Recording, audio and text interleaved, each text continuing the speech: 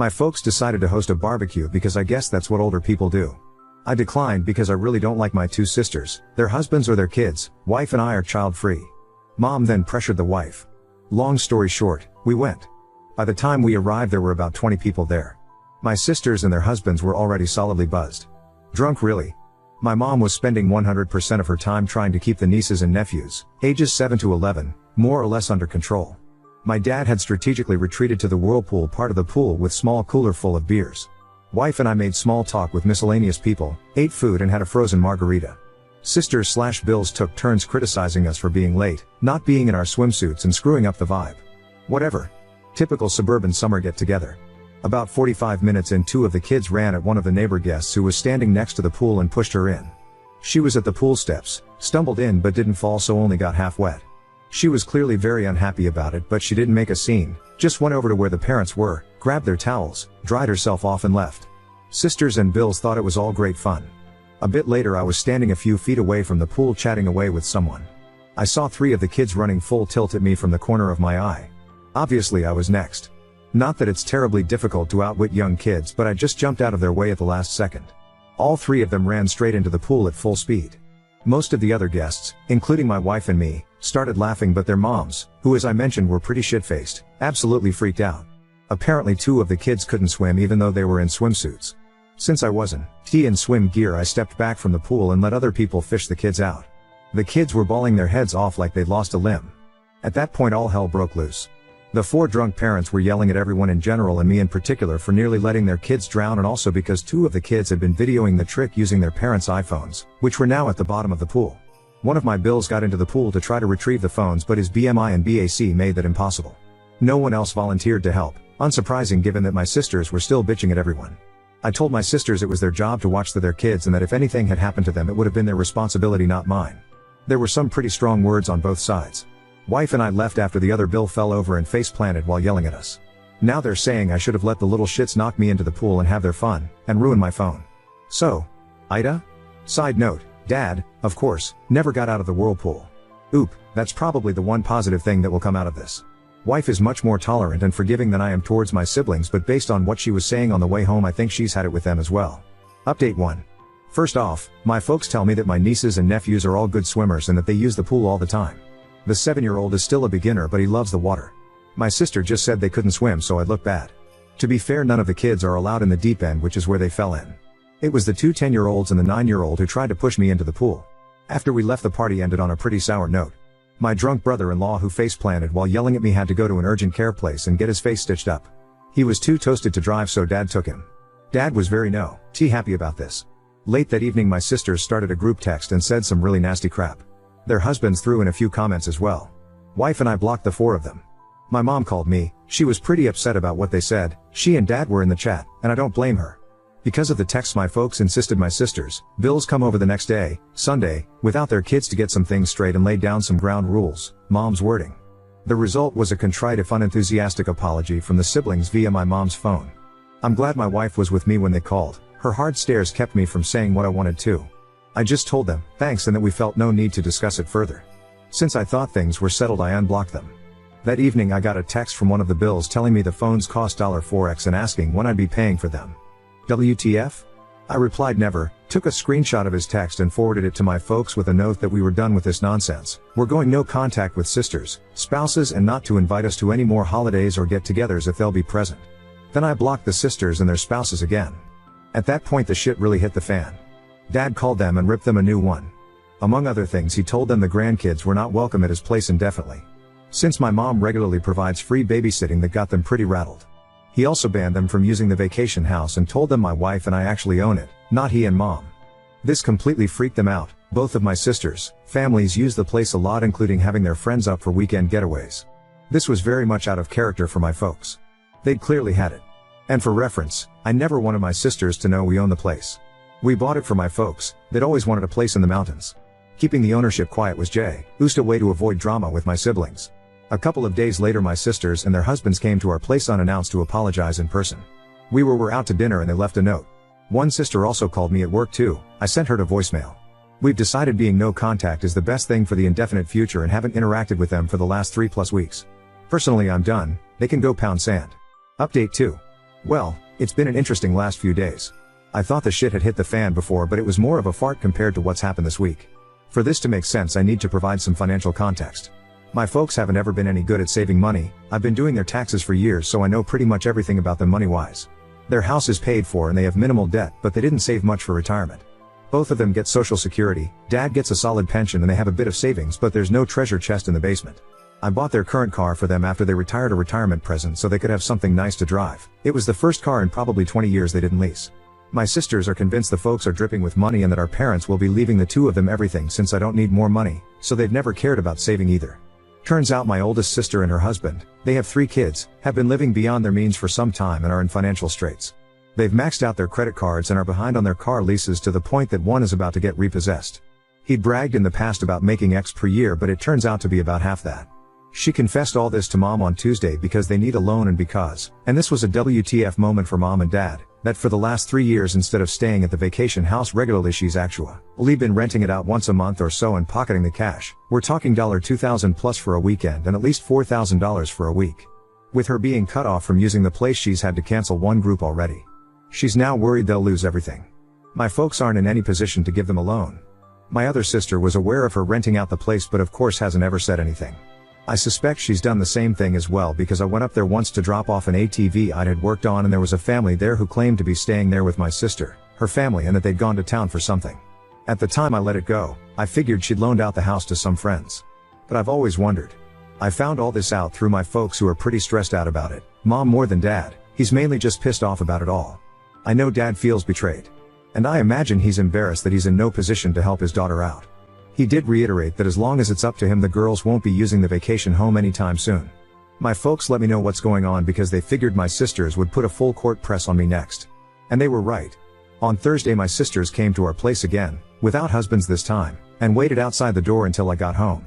I had to choose between fighting with them in public, them making a scene if I went in without them, or letting them in, so I let them in. I got a bullshit story from the older sister with the younger one backing her up regarding why I needed to let them use the mountain place again immediately. They also said I've been a shitty brother and that I needed to step up and plan on paying for their kids' college tuition since that's what family does. I let them pitch their story, then called them out based on what my folks had told me. Things went to shit from there. There was denial, crying, cursing, yelling, you name it. I swear, my ears are still ringing 2 days later. Won't lie, I said some really mean and shitty things to them, but nothing that wasn't true. They finally left after about an hour. After that I took a shower and laid down.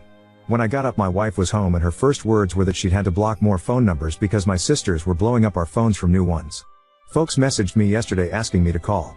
I'm sure my sisters have told them some bullshit version of what happened, but I'm not up to rehashing it yet. I'm usually a pretty energetic person, but this drama has me beaten down.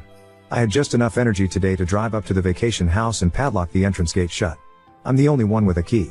I'm guessing that will be enough to ensure my siblings leave the place alone. They'd probably die trying to walk 400 yards uphill to get to the house. Update 3. Yet another update regarding the cluster F that is my extended family. Thought it might be time given what's gone on over the past 2 weeks. After my sisters came to my place, my mom and dad told me they were done with managing the vacation home. Sounded like the sisters had been pressuring them to let them use the place again. Basically my folks handed the responsibility for place over to me and told me it was my problem from here on out. Up until then they'd kept track of who would be using it when, and they'd taken care of routine maintenance, replacing worn out items, etc. In any case, they decided they didn't want to be in the middle of all this crap. While I don't blame them, I'm disappointed because the damn place was supposed to be something for them to enjoy and hang out in, and they use it regularly. Plus I've never cared that they let my sisters and their families use it, because really I've always thought that was my parents' call even though I technically own it. But now my folks are going to be in the position of not having access without me being involved, and that changes the whole dynamic of the place. I've taken several steps to secure the place. I already mentioned that I locked the gate. It has a heavy-duty chain and the best lock I could find. I also did a full reset on all the door keypads and created all new codes. Security cameras got installed yesterday, which is actually pretty cool because the installer convinced me to put a high-res one that looks out over the valley. The system cost me way more than I thought it would, but the peace of mind is worth it. The installer also put up signs on the property saying the place was monitored by video. I also installed a heavy-duty lockout for the water shutoff, drain valve. I hope to hell I don't lose the keys for it, because if I do it's going to be a bear to try to remove. Haven't told anyone but my wife that the water is locked off, and again, only we have the keys. Last week I got separate calls in my office from both of the husbands trying to convince me to let them use the house like they always have. The older one had gone up with some friends for a guys hangout, but couldn't get in because of the gate lock. He was pretty pissed and embarrassed about being locked out. I'm sure he would have broken the lock if he could have. During his call he kept bouncing between pushy and victimhood. At one point he threatened to rip that gate out of the goddamn ground. He also admitted they'd been renting it out to a few friends, that they needed the money, I was ruining their business and that I should refund their guests' money. Me? F that. I should have recorded the conversation with him, but I don't know how to do that from an office phone anyway. The other bill just sounded like he was being made to call by my sister. He didn't really put up a fight when I told him not to plan on ever using the place again. In any case, I told them they can't use the place and not to ask again. At this point I'm considering selling the vacation home. Wife and I won't use it enough to justify keeping it, and it's not like there's going to be any family get-togethers there anytime soon. I mentioned selling it to my folks. Their response was pretty much whatever. I'd more than double my money by selling it. The place consists of 3 lots with killer views and is at the end of a private road. But I'll probably wait for a while to sell. Doing so now would be an emotional decision. My sisters and I aren't currently speaking and I have no plans to initiate contact. I don't know what the status between them and my folks is and I don't want to. On the upside, we spent an evening with my folks last week, went to a new restaurant that was nice. No one brought up any of this crap. Mom did update us on the nieces and nephews. She's spending time with them at their homes. Sorry this update isn't full of laughs or owns, that's just life sometimes. Update 4. Oop, I agree that my sisters and their families are very entitled. They're also in an extremely weak position in all of this. The place is a bit remote to rent as a long-term home. Plus there are times during the winter the road is impassable, so staying there year-round is pretty iffy. There are a couple of permanent residents on the road who are at a lower elevation and relatively close to the year-round public road, but even they have to hunker down or bug out a few times each winter. Regarding making it a vacation rental, doing so would be seen by my sisters as rubbing salt in the wound and would give them a reason to create more drama. And honestly, we don't need the money. The place is paid for, it's in great shape, it doesn't cost much to keep the lights on, etc. I did think about lawyering up and covering them with paper. It wouldn't even cost me much. A good friend is a property law attorney. But again, doing so would escalate things and give them reason to create family drama. My primary goal at this point is to minimize my involvement with them and minimize any nonsense that causes my parents stress. I'm willing to take some short-term flack and absorb some expenses like the camera system to keep things contained. It could blow up again, but I suppose I'll drive off that bridge when I come to it. I don't think we'll sell right away if at all. It's more of a last resort, personal fantasy thought than anything else. There's a good chance that come holiday season my folks will reset and want to have the entire family there. Which is fine. We won't be going of course, but I don't care if my parents have guests there. I intend to keep control of the place for the indefinite future though, which will be inconvenient at times because I'll be the only person with a gate key. But I can live with that. Update 5. I hired a guy to look over the vacation home. He lives in the area, takes care of his folks and manages a good number of properties. Some are vacation rentals, some are weekend places like ours. He has access to my camera feeds and does a physical check on the place every week or two. I think he may have the best job in the mountains. He gets paid to drive around with his dog, walk around the properties and hangs out on people's decks whenever he feels like it. He also has a camera feed from a house near the start of the private road that takes still shots whenever a vehicle goes past it. $450 per month, plus he'll do basic maintenance and repairs on an hourly basis. He's friends with all of the sheriff's deputies too. Got a lot of peace of mind from doing this. And he sends photos from his walks to everyone once or twice a week. I have to brag a bit on my parents. I got all this from them tonight at dinner. They were getting pressure from my sisters to demand that I open up the vacation house to everyone for Thanksgiving. Thanksgiving up there had become quite the tradition for the family, not for me or my wife. We've gone once in 7 years. My dad refused to bother me about it because he knew I'd say no. They came up with what I think is a great plan, announced that they were organizing the Thanksgiving gathering and, if everyone split the cost in advance, they'd rent an Airbnb in the mountains. Otherwise they'd host Thanksgiving at their place or one of the sisters could host it. This caused a fight between the sisters because the middle sister was all for doing the Airbnb but the oldest one doesn't have any money. The deadline to commit to the Airbnb has passed. Looks like Thanksgiving will be at my parents' place. Regardless, we won't be there. My parents have asked that we not sell the place for now. They decided they'd still like to use it occasionally but not until my sisters have come to terms with the new normal. And of course they'd probably like it if everyone could get together there again down the road, but that's just not going to happen. I'd just as soon sell it and move on at this point, but I can live with keeping it if my folks do use it now and again. Plus it will be worth even more down the road. Wife and I have stayed no contact with my sisters and their husbands. Both sisters have called from new numbers, FU Google Voice, and left messages insisting that I meet with them for our parents' sake to work out how everyone can use the family vacation home. They called my wife too. I'm glad I was already in the habit of not answering calls if I don't recognize the number. I honestly don't know if they're delusional or if they think they can bully me into giving them access again. Don't really care. My parents tell me that the oldest sister and her husband are getting out of the leases for their SUV and big ass truck and are selling their jet skis and some other shit they've never needed. That's going to be really hard on her. She's quite the braggart and won't like being seen in something older, smaller, cheaper. My Bill's identity is very much wrapped up with his truck as well. He even has a small tattoo of the truck company's logo. Which frankly is one of the many reasons why he and I never hung out. Several people have suggested I make the vacation home into an Airbnb. I don't plan to do so, at least anytime soon. I know it would make money, but it would cause an incredible amount of drama across the family and would stress out my parents. They don't need that. It would also be a hassle to remove personal things my folks have there. That stuff has nowhere to go. And there would be wear and tear on the place. And I'm sure it would take some amount of time on my part, even though I'd use a manager to do it. Just not worth it to me. Oop, yep, that line killed me. And they both used it in separate voicemails. They're trying hard to find any crack in my armor, kind of curious as to what they'll try next. Which will probably happen soon, because another tradition is to meet up there right after Christmas for a few days. Sometimes for several days, including New Year's. I'm pretty pleased that my dad has been firm with them on all of this. I've rarely seen him be that way. His nature is gregarious, friendly, good at getting people to cooperate, that sort of thing. He's also told me that he likes not feeling responsible for the place anymore. Now, next story. Boyfriend's son despises me, resulting in a screaming match and me leaving the house, but now my boyfriend wants me to apologize to maintain peace. I, 19 male, have been in a relationship with Henry for a while now. I moved into his place last year after another bad fight with my dad. Things have been going relatively smooth for the most part, except when it comes to visitors. Henry has two sons, Chris, 26M, and Junior, 29M. Chris visits 2 or 3 times a month and I'd consider us friends. When he's here, he usually comes early and stays the day, just to check in and help me with some chores until his dad gets home. Junior, on the other hand, doesn't seem to like me very much. I don't think he's really accepted that his dad is gay, so he can get mad when I'm here. He's only visited a couple of times before and they all ended up with him glaring at me and my boyfriend.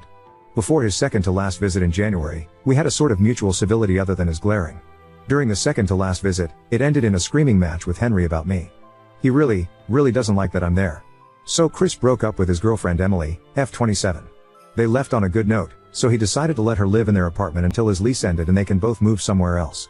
Chris lives closer to our place than Junior's, so for the first couple of days he crashed here. 2 days ago, Junior came to pick Chris and his stuff up from the house. Knowing this and how upset Junior is with my presence, I asked Henry if I should go out to my friend's place. He agreed, so I packed my night bag and left. Turns out I forgot my toothbrush. I remembered it when I was still only a couple minutes away from the house, so I circled back to go get it. People were asking why I didn't just buy one, but Henry handles the finances and holds the debit card. I had cash, but I was saving it for food. I went inside the front without seeing anyone and went upstairs to grab it. Coming down, a very pissed Junior was staring at me from the bottom of the stairs. Turns out he parked in the back. He started to yell again, especially at Henry.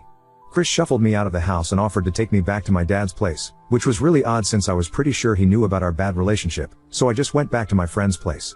A couple days later, I'm back at Henry's, and he's asking me to apologize and or talk to Junior. He seems really persistent on it, but I don't think I did anything wrong, even if apologizing would just be to keep the peace. Junior kind of scares me now.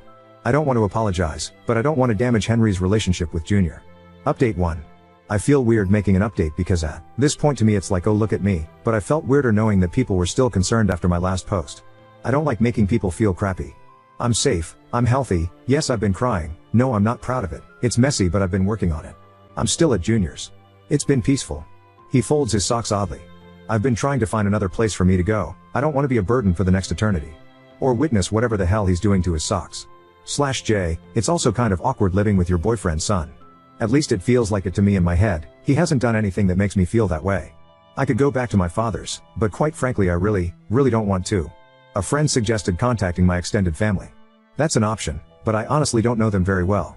The last time I've seen any of them was at a funeral over a decade ago. Plus, they're 3 states away. The best option I have right now is getting a job that makes enough for me to rent a room.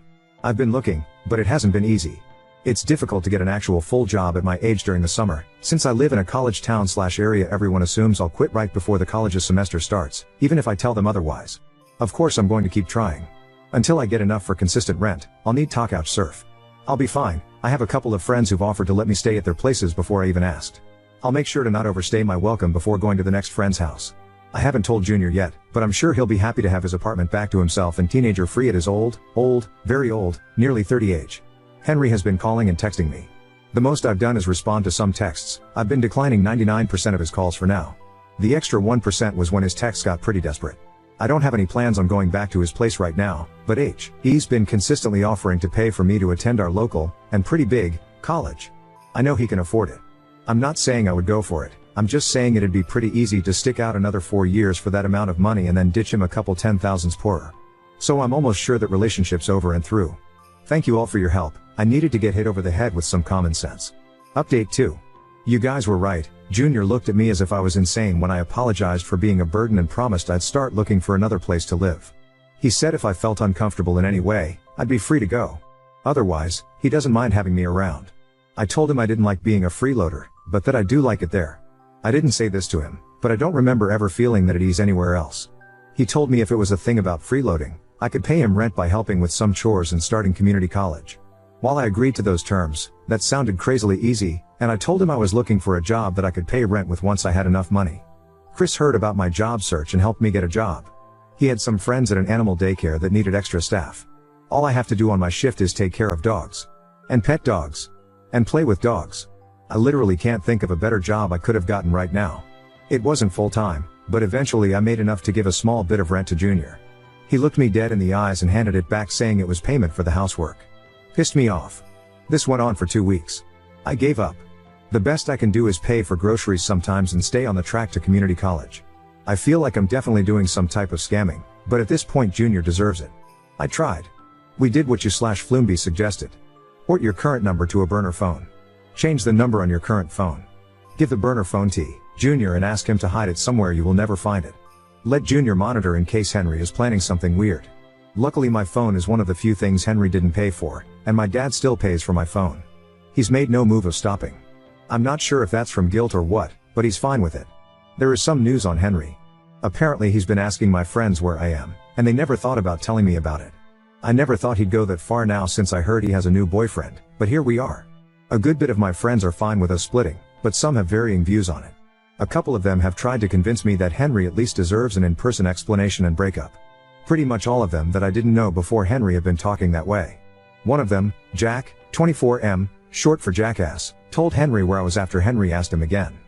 The lion, the witch, and the audacity of that bitch. Henry showed up unannounced last week. We just finished taking groceries in, so the door was still unlocked. I don't really know what happened after that. Junior told me to go wait in my room and that everything would be fine. At that point I was too shocked and wanted to dissociate from the situation, so I put my earbuds in and started watching YouTube with the door closed. From what I could hear, they were arguing, but it was all muffled for me. Sorry Reddit, can't give you the drama on their conversation. I've failed you/J. I didn't really realize Henry left until Junior's girlfriend Sarah, 28F, showed up with takeout. Over dinner she said Junior was out somewhere finishing the conversation with Henry out in public. Junior came back a bit later and promised that Henry wouldn't be back. Cryptic as hell, but he probably just threatened him with the cops. Probably. I was nervous the following 2 days and found myself borderline insane with checking the peephole, windows, and locks on the windows and doors. I think Junior and Sarah noticed, because Sarah offered for me to hang out at her place, i.e. a place Henry doesn't know the address to, while our place was empty. I've been doing that. It's nice. I hope her relationship with Junior continues to work, because I really like her dog. If any bridges are burned I'll be breaking in to pet him, and that's really a hassle. I had no idea how Henry found out where I was until Jack called me this morning to apologize.